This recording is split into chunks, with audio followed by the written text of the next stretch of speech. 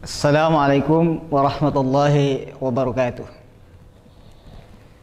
Innal hamdalillah nahmaduhu wa nasta'inuhu wa nastaghfiruh wa na'udzu billahi min shururi anfusina wa min sayyiati a'malina. May yahdihillahu fala mudilla lahu wa may yudlil fala hadiya lahu. Wa asyhadu an la ilaha illallah wa asyhadu anna Muhammadan abduhu wa rasuluhu la nabiyya wa la rasula ba'dah. Amma ba'du. Salam kader Madrasah Muallimin Muhammadiyah Yogyakarta. Mudah-mudahan adik-adik sekalian santri Madrasah Muallimin Muhammadiyah Yogyakarta, khususnya Asrama Abdurrahman bin Auf atau Asrama 9, mudah-mudahan semuanya beserta keluarga, Bapak Ibu sehat walafiat di rumah, tanpa ada hal-hal yang membuat adik-adik semuanya bersedih ataupun musibah-musibah yang lain yang tidak kita inginkan. Nah, adik-adik santri Madrasah Muallimin Muhammadiyah Yogyakarta yang berbahagia, pada kesempatan kali ini di pertemuan yang spesial ini, karena kita tidak bisa langsung bertatap muka, maka pada kesempatan kali ini saya akan sampaikan beberapa pesan dari pamong asrama secara khusus dan pesan dari madrasah yang dititipkan kepada kami untuk disampaikan kepada adik-adik semua. Mohon ini untuk didengarkan dan direnungkan, ya. Lebih-lebih nanti kalau bisa dilaksanakan, ya. Pamong masih tetap ya dengan saya, ya. Asrama Abdurrahman bin Auf, ya. Insyaallah juga disertai dengan Ustadz Arqam, ya, Ustadz Lailan Arqam. Baik adik-adik rahimakumullah, tentu adik-adik semuanya sangat ingin tahu musyrib masing-masing, atau mungkin sudah tahu, ya. Mungkin dapat bocoran dari musyrib kalian yang sudah menghubungi, tapi tidak masalah, kita akan sampaikan nanti di akhir untuk memastikan itu, ya. Namun sebelum kami sampaikan siapa musyrib kalian masing-masing, siapa pengampunya, maka ada 3 hal yang perlu kami sampaikan pada kesempatan kali ini sebagai refresh, pengingat atau motivasi bagi kita selama di rumah, ya. Yang pertama, carilah ilmu di dalam segala keterbatasan Anda. Kenapa terbatas? Barangkali karena kita tidak bisa ke sekolah dan godaannya tentu jauh sangat lebih besar daripada di madrasah, di pondok.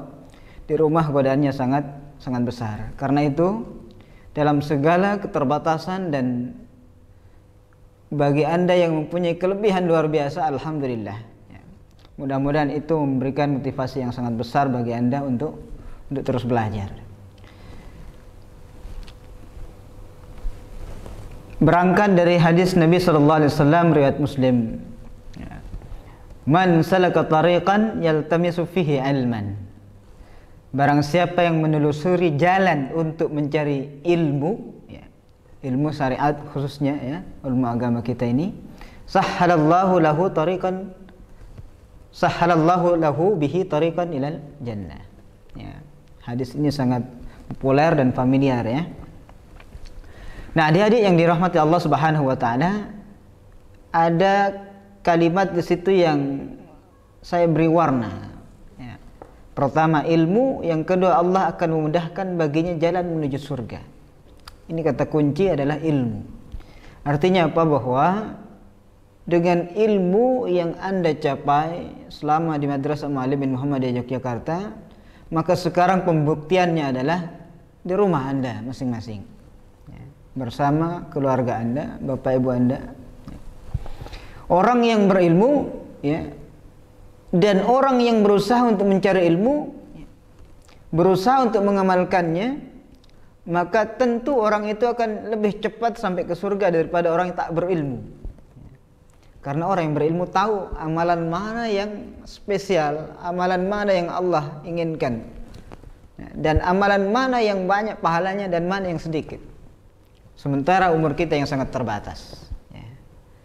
Maka ilmu teruslah Anda cari dimanapun Anda berada, meskipun dalam kondisi yang seperti sekarang ini.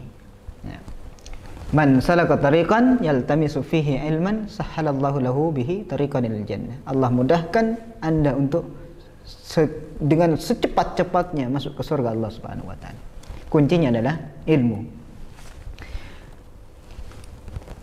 Imam Ahmad pernah berkata, manusia lebih memerlukan ilmu daripada makan dan minum. Artinya harta yang kita cari dengan banting tulang, Anda bisa lihat keluarga bapak ibu Anda bagaimana mereka mencari rezeki. Kalau demikian kondisinya, maka seharusnya mencari ilmu jauh lebih kuat dan lebih semangat lagi. Banting tulangnya lebih tinggi daripada mencari nafkah, mencari harta. Kenapa? Karena ilmu itu diperlukan setiap waktu. Orang pengen makan supaya makannya berkah, maka perlu ilmu. Orang yang pengen salat, maka juga perlu ilmu. Semua aktivitas kehidupan diperlukan ilmu.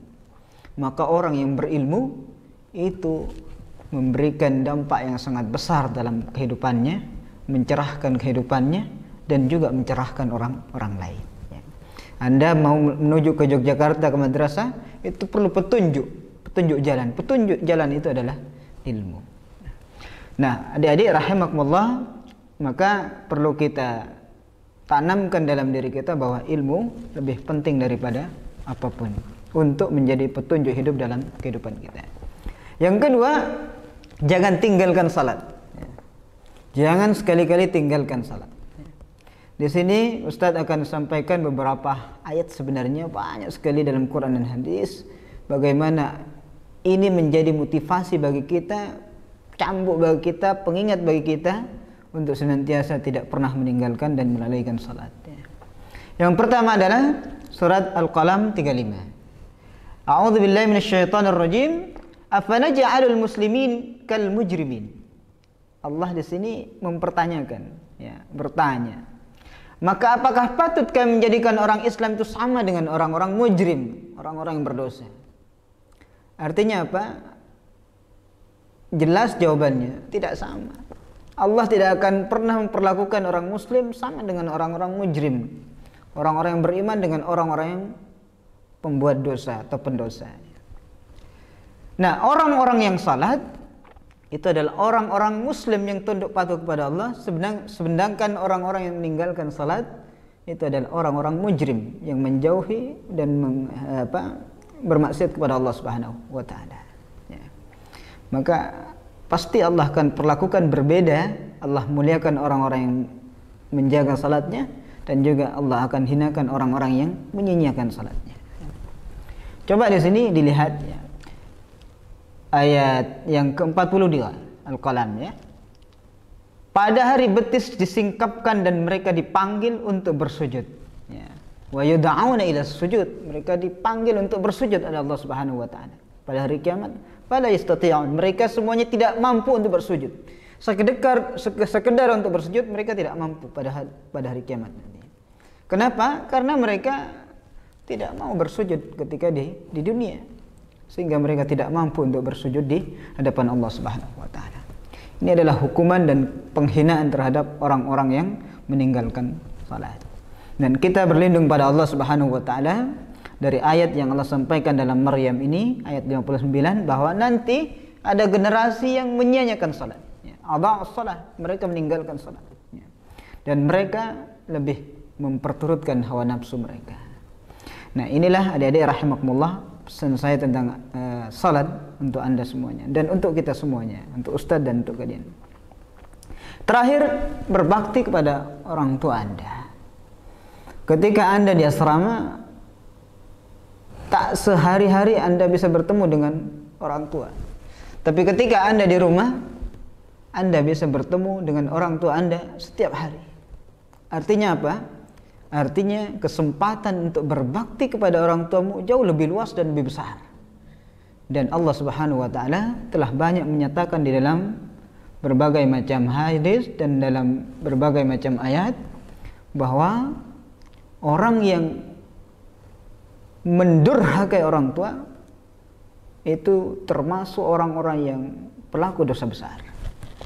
Nah, orang-orang yang melakukan dosa besar, amalan sehari-harinya akan sulit diampuni oleh Allah Subhanahu wa taala. Namun orang-orang yang bertobat dan menjauhi dosa besar, ya, memuliakan orang tua, Allah akan hapus kesalahan-kesalahannya.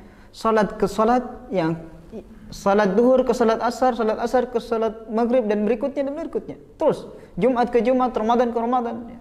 Begitu seterusnya. Orang-orang yang terlepas dan menjauhi dosa-dosa besar, itu Allah akan mudahkan baginya untuk dihapus dosa-dosa kecilnya. Ya. Nah, inilah salah satunya adalah dengan apa? Memuliakan orang tua, berbakti kepada bapak ibu Anda. Tapi di asrama Anda mungkin tidak ingin ketemu orang tua, bahkan muah karena dinasehati ini dan itu. Tapi Anda di rumah sekarang pikirkan bahwa ini adalah kesempatan Anda untuk bisa berbakti sebanyak-banyaknya dan setinggi-tingginya kepada orang tua Anda. Sekecil apapun yang ingin orang tua Anda minta dilakukan, maka lakukanlah. Jikalau itu adalah kebaikan dan ketaatan kepada Allah Subhanahu wa taala. Mudah-mudahan Allah Subhanahu wa taala memudahkan dan memuliakan kalian karena kalian telah membantu dan memuliakan, taat dan patuh kepada bapak ibu Anda semuanya di rumah. Terakhir, adik-adik sekalian, yang ingin saya sampaikan ini ya, tadi di awal saya sampaikan bahwa musrim di asrama kita ini masih tetap sama, ya. Mungkin Anda juga masih tetap sama di asrama, ya. Siapa itu? Ya, pertama adalah Ustaz Rizky Fatani. Ini untuk kelas 6 IPA 4, ya. Yang kemarin 5 IPA 4. Ya. Yang berikutnya Anda sudah kenal juga, Yunus Nur Hidayat. Yunus Nur Hidayat ini mengampu kelas 6 IPS 1, ya. Terakhir Ustaz Ardiansyah mengampu kelas 6 IPS 2, ya.